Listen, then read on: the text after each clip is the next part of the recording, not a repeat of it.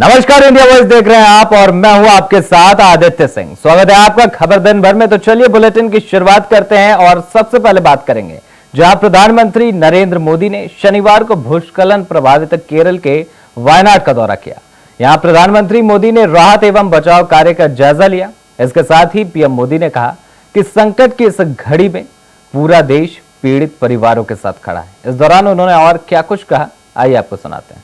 अपने स्वजन खोए हैं, उसकी पूर्ति करना तो हम मनुष्य के लिए संभव नहीं है, लेकिन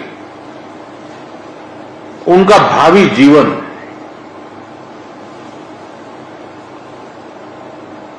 उनके सपने चूर चूर न हो जाए, ये हम सबका सामूहिक दायित्व है। और भारत सरकार और देश इस संकट की घड़ी में यहां के पीड़ितों के साथ है। सरकार को जो कल मैंने हमारे इंटरनल मिनिस्टर्स की जो कोऑर्डिनेशन की टीम थी उनको भी यहां भेजा था। वो कल माननीय मुख्यमंत्री जी से मिले थे, आपके अधिकारियों से मिले थे और वे भी सारे चीजों को देख करके गए हैं।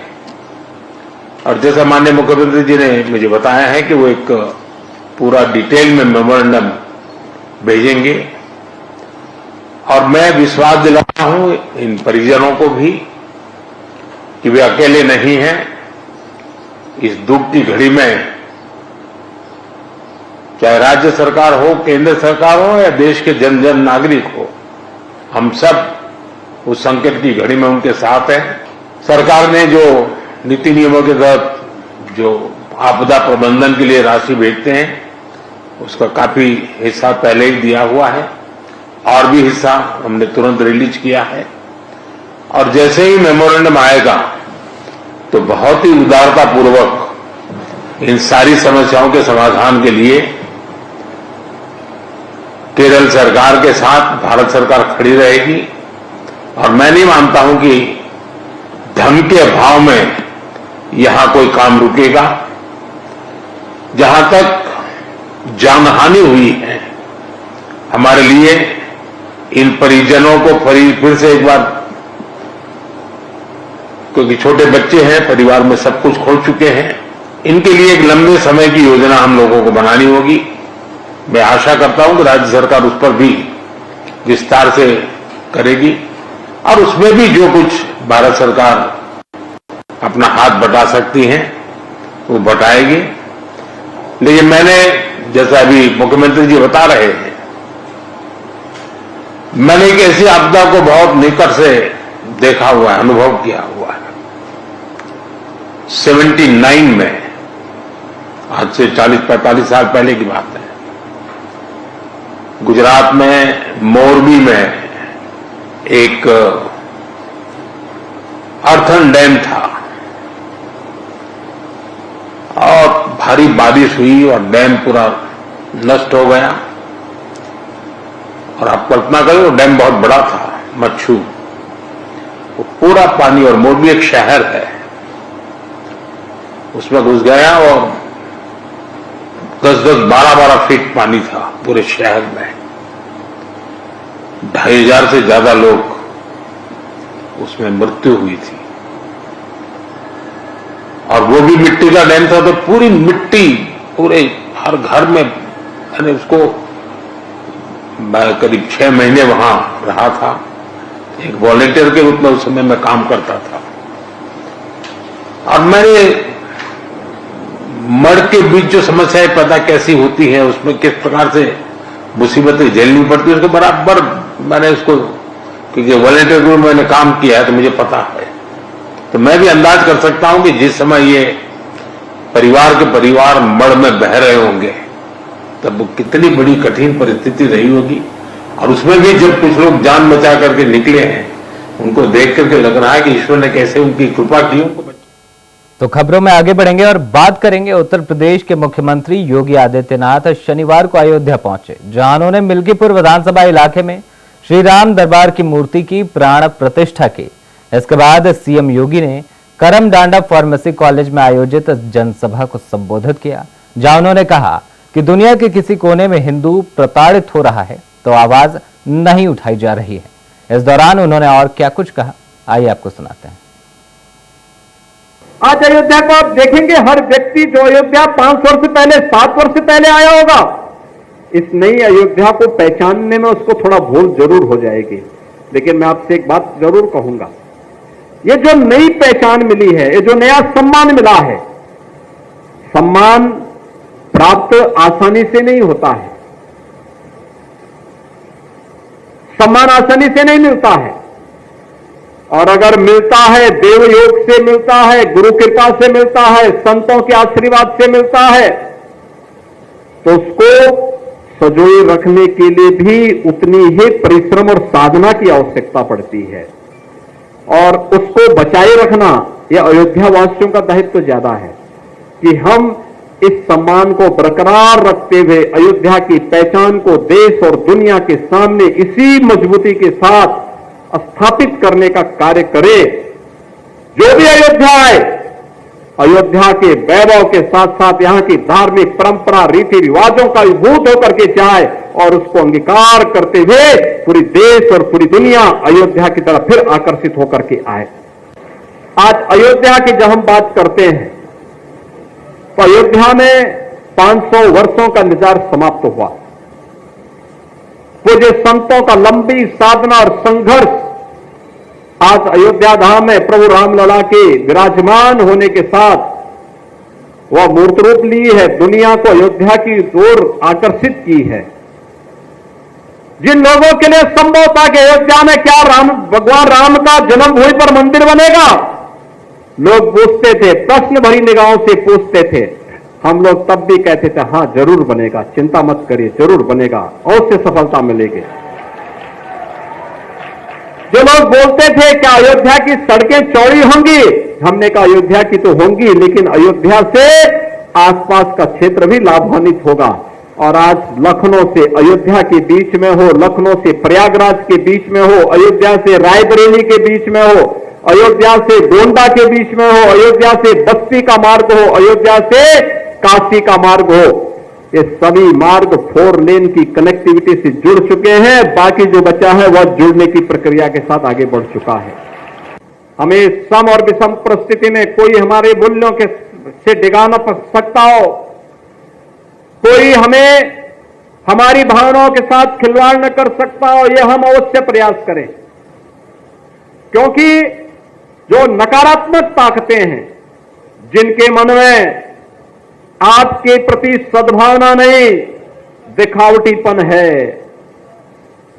जो राम के अस्तित्व को नहीं मानते, जो कृष्ण के अस्तित्व को नहीं मानते, जिन लोगों के मन में भारतीयता के प्रति कोई सम्मान का भाव नहीं, जिन लोगों के मन में ये कोई भाव नहीं कि दुनिया के किसी कोने में कोई हिंदू प्रताड़ित हो रहा है तो उसके प्रति आवाज उठा सके, क्योंकि उसमें भी उन्हें लगता है कि अगर हम आवाज उठाएंगे तो कहीं यहां उनका वोट बैंक न खिसक जाए। वोट बैंक भी जिनको दुनिया के अंदर होने वाले किसी अत्याचार में वोट बैंक दिखाई देता हो, वह आपके हितैषी कैसे हो सकते हैं। अयोध्या में ट्रेन नहीं आती थी, एक सिंगल लाइन थी, आज डबल लाइन से जुड़ चुका है। अयोध्या में एयरपोर्ट नहीं था, आज इंटरनेशनल एयरपोर्ट बन चुका, 14-15 फ्लाइट अयोध्या से जुड़ चुकी है।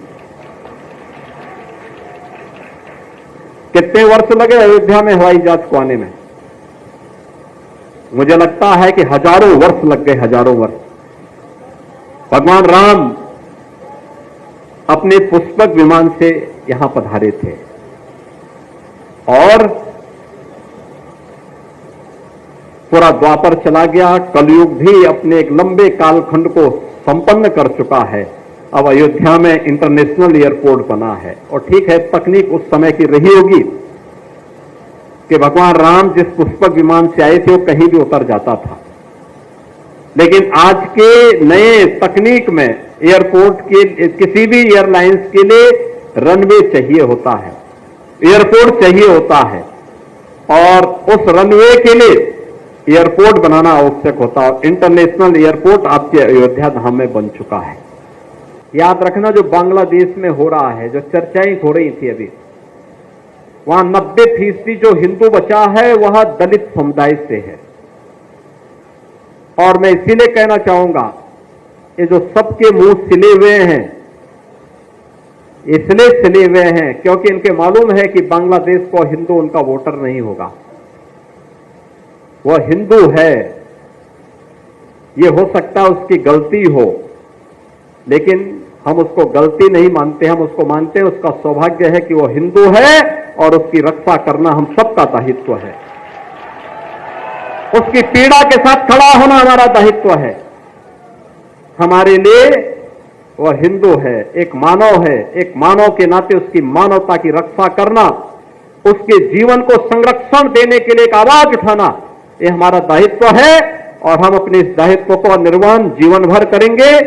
ये किसी भी पक्ष और विपक्ष का मुद्दा नहीं, बल्कि मानवता को बचाने का मुद्दा है। राक्षसी वृत्तियां जब भी धराधाम पर प्रबल होंगी, उनका मुकाबला करने के लिए हमें। तो सुना आपने उत्तर प्रदेश के सीएम योगी आदित्यनाथ को, उन्होंने अपनी तमाम बातें इस जनसभा में सामने रखी। तो फिलहाल एक वक्त हो चला एक छोटे से ब्रेक का, जल्द लौटते हैं। तो ब्रेक के बाद एक बार फिर स्वागत है आप सभी का। तो आगे बढ़ेंगे बुलेटिन में और बात करेंगे कि उत्तर प्रदेश में बीजेपी सरकार और संगठन की खींचतान के बीच कार्यकर्ताओं को निराश होना पड़ रहा है, जिसके कारण सरकार और संगठन के बीच तालमेल ठीक नहीं बैठ पा रहे हैं। कई नए जिलाध्यक्षों ने पुराने जिलाध्यक्षों पर परेशान करने और ठीक से काम न करने का आरोप लगाया है, जिसकी शिकायत अब दिल्ली तक भी पहुंच चुकी है। इस मामले को लेकर देखिए एक रिपोर्ट।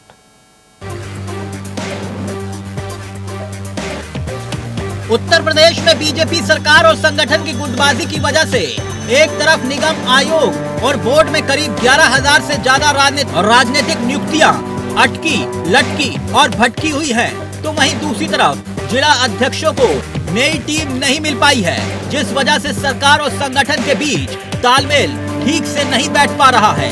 कई नए जिला अध्यक्षों ने पुराने जिला अध्यक्षों पर परेशान करने और ठीक से काम न करने के आरोप चस्पा किए हैं, जिसकी शिकायत अब दिल्ली तक भी पहुंच चुकी है।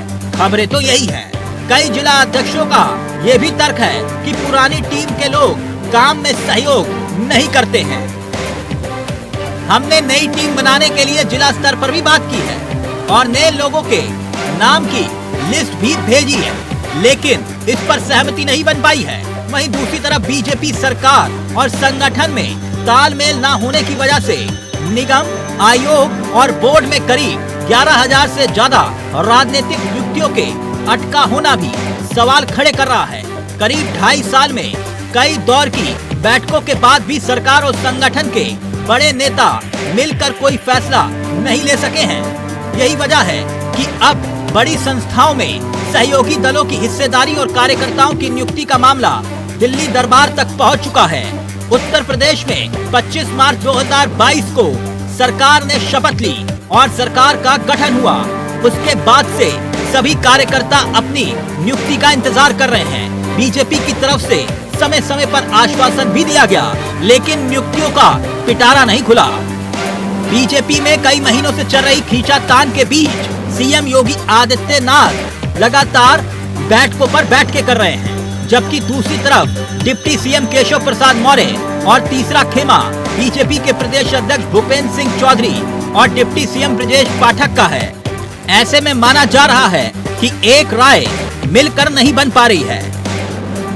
वैसे भी माना जाता है कि सीएम योगी आदित्यनाथ राजनीतिक नियुक्तियों में दखल नहीं देते हैं, क्योंकि संगठन और पार्टी की ओर से जो प्रस्ताव आता है सीएम योगी उसे मंजूरी दे देते हैं। लेकिन बाकी 3 खेमों की बात की जाए, चाहे केशव प्रसाद मौर्य हों, प्रदेश अध्यक्ष भूपेंद्र चौधरी हों या डिप्टी सीएम ब्रजेश पाठक हों, इनमें तालमेल की कमी साफ तौर पर दिखाई देती है। वहीं ऐसा नहीं है कि सिर्फ बीजेपी में ही दावेदार की फौज है। सरकार के सहयोगी अपना दल एस यानी अनुप्रिया पटेल की पार्टी, राष्ट्रीय लोक दल यानी कि जयंत चौधरी की पार्टी, सुभाषपा और निषाद यानी कि संजय निषाद और ओपी राजभर की पार्टी भी निगम, आयोग और बोर्ड में हिस्सेदारी चाहते हैं। खबरें इस बात की भी हैं, सबसे ज्यादा मांग ओबीसी आयोग और अनुसूचित जाति आयोग की है। 10 सीटों पर उपचुनाव से पहले सीएम योगी के पास कई तरह की समस्याओं ने जन्म ले लिया है। ऐसे में सवाल ये, क्या सीएम योगी इन समस्याओं के चक्रव्यूह को भेद लेंगे या फिर अर्जी दिल्ली दरबार तक पहुंचेगी? Bureau report, India voice, Lucknow. तो खबरों में आगे बढ़ेंगे और बात करेंगे पेरिस ओलंपिक 2024 की, जहां भारत को छठा पदक पुरुष रेसलिंग के 75 किलोग्राम फ्री स्टाइल इवेंट में मिला। 21 साल के युवा भारतीय रेसलर अमनदीप सहरावत ने प्यूर्टो रिको के डारियान टोई क्रूज को 13-5 से हराया। वहीं अमन सहरावत की जीत के बाद उन्हें भर भर कर बधाइयां दी गई। इस बीच अब अमन सहरावत को फोन कर पीएम नरेंद्र मोदी ने उन्हें बधाई दी है। अमन सहरावत से बात करते हुए पीएम मोदी ने उनके उज्जवल भविष्य के लिए कामना की और कहा कि आपको बहुत बहुत बधाई अमन। साथ ही आपको बताएं, इसका वीडियो सीएम पुष्कर सिंह धामी ने सोशल मीडिया प्लेटफॉर्म एक्स पर भी पोस्ट किया है।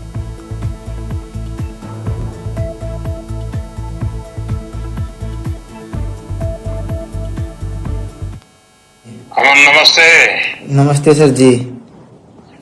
अमन, आपको बहुत बहुत बधाई और आपके उज्जवल भविष्य के लिए भी अनेक अनेक शुभकामनाएं। धन्यवाद सर जी, बहुत खुशी हुई। आपने अपने नाम के अनुसार सारे देश का मन भर दिया है।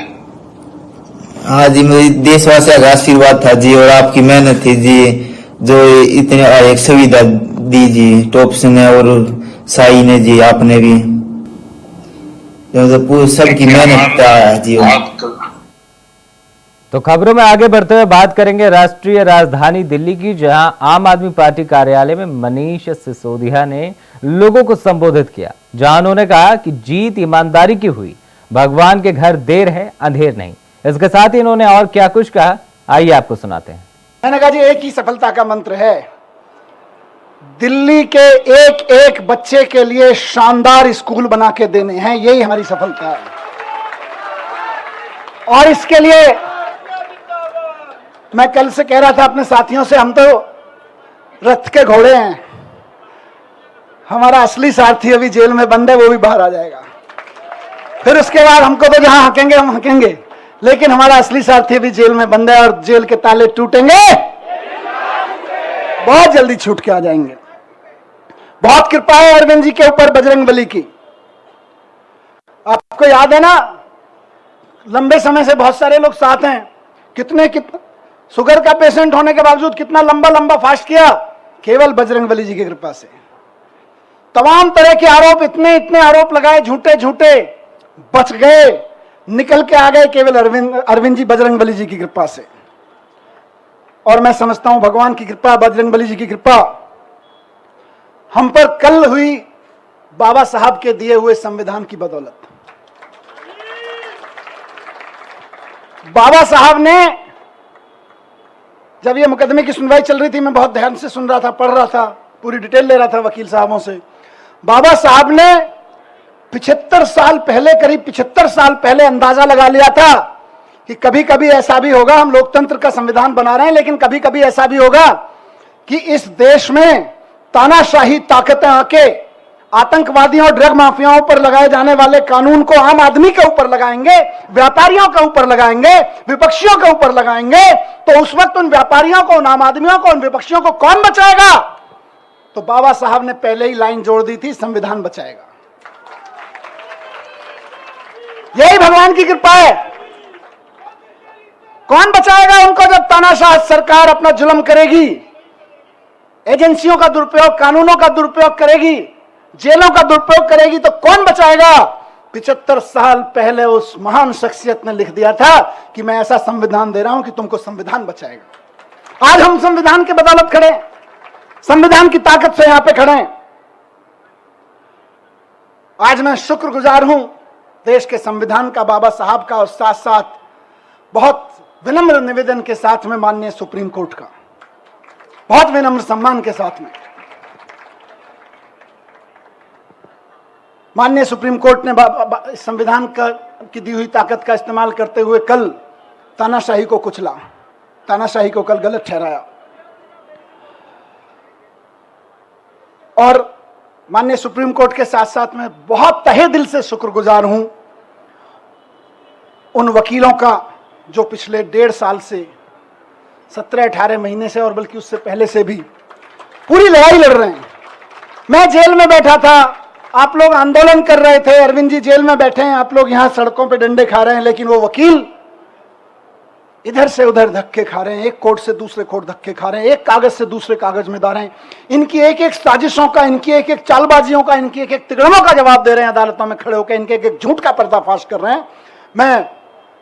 मेरे लिए तो मैंने कल भी कहा था, भगवान स्वरूप हैं।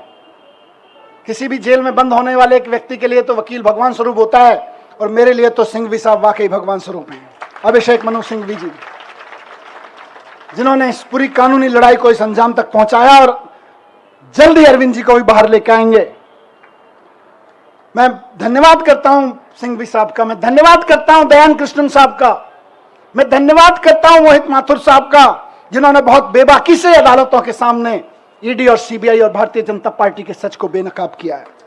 मैं शुक्रगुजार हूं देश भर में आम आदमी पार्टी के एक एक कार्यकर्ता का, नेताओं का। मैं तो 17 महीने जेल में था। जेल की छोटी सी एक कोठरी थी, इसकी 1/4 सी, इस पूरे स्टेज की 1/4 कोठरी में कोई नहीं। जब मैं गया था तो मैंने, वहां के सिपाही वगैरह कहते थे सर बड़े ऊपर से ऐसी हिदायतें वैसी हिदायतें हैं। मैंने कहा आप चिंता मत करो, मैं तो जंतर मंतर पे एक अखबार के साइज पे सो गया था, मुझे कोई दिक्कत नहीं है। मैं तो वहां से निकला हूं जहां अरविंद केजरीवाल जी और मैं और संजय भाई बनारस रेलवे स्टेशन के, और जहां देश भर में रेलवे स्टेशन में रात को 2 बजे ट्रेन आती थी, तो इतने भी पैसे नहीं थे कि रात को किसी लॉज में रुक जाएं, तो जाके 9 बजे खाना खा के स्टेशन पे ही सो जाते थे अखबार बिछा के। हम तो वहां से भी निकल के आए, हमें तो कोई दिक्कत नहीं है। तो लेकिन हम तो वहां सो रहे थे, लेकिन डंडे कौन खा रहा था? जब मैं कोर्ट आता था तो मैं देखता था बैरिकेड लगे हुए और उसकी दूसरी तरफ से नारे लग रहे हैं। अखबारों में देखता था, टीवी में देखता था, आप में से बहुत सारे चेहरे यहां खड़े हैं, मैं देखता था ये मेरी बहन को लाठी लगी, ये मेरी बहन को एक पुलिस वाले ने धक्का दिया, ये मेरे एक भाई को पकड़ के खींचा। दर्द होता था और वहीं से ईश्वर से दुआ करता था इनको सबको सलामत रखना, इनकी मदद करना, इनको ताकत देना। सलाम करता था आपकी ताकत को मैं वहां से, एक एक कार्यकर्ता को सलाम करता हूं मैं, और सिर्फ डंडे खाने के लिए नहीं, क्योंकि भारतीय जनता पार्टी की जो एक्सपर्टीज अभी संजय भाई ने बताई, उनमें एक शामिल है कि दूसरी पार्टी के कार्यकर्ताओं को और नेताओं को तोड़ने के, दबा के, धमका के, साम दान दंड भेद करके, जेल में भेजने की धमकी देके, जेल में भेज के, उनके हमले करवा के, उनको धमकी करवा के एकमात्र एक्सपर्टीज किसी पार्टी ने पाई है तो वो भारतीय जनता पार्टी है। तो फिलहाल खबर दिन भर में इतना ही। देश और दुनिया की तमाम बड़ी खबरों को देखने के लिए देखते रहें इंडिया वॉइस। धन्यवाद।